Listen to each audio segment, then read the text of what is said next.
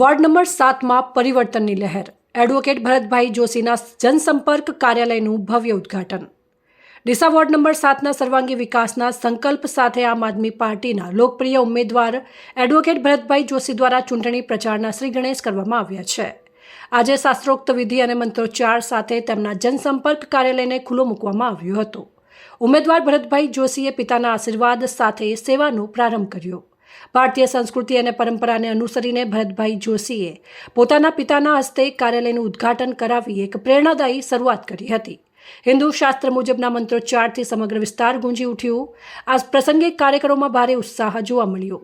એક શિક્ષિત અને કાયદાના જાણકાર ઉમેદવાર તરીકે ભરતભાઈની છબી મતદારોમાં પહેલેથી જ આદરણીય રહી છે. મતદારોનો સાયલેન્ટ સપોર્ટ જોવા મળતા પરિવર્તનનો સંકેત.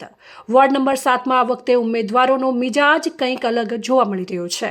જોકે મતદારો શાંત જણાઈ રહ્યા છે, પરંતુ આ સાયલેન્ટ વલણ પ્રસ્થાપિત પક્ષો માટે ચિંતાનો વિષય બન્યો છે.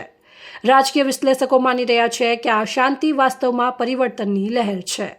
મતદારો હવે પાયાની સુવિધાઓ અને પ્રામાણિક નેતૃત્વ ઈચ્છી રહ્યા છે, જેમાં એડવોકેટ ભરતભાઈ જોશી એક મજબૂત અને સ્વચ્છ પ્રતિભા ધરાવતા વિકલ્પ તરીકે ઉભરી આવ્યા છે. ઉમેદવારનો આત્મવિશ્વાસ જોવા મળી રહ્યો છે. કાર્યાલયના ઉદ્ઘાટન પ્રસંગે ભરતભાઈએ જણાવ્યું હતું કે વોર્ડ નંબર 7ના નાગરિકોનો પ્રેમ અને આશીર્વાદ મારી સાથે છે.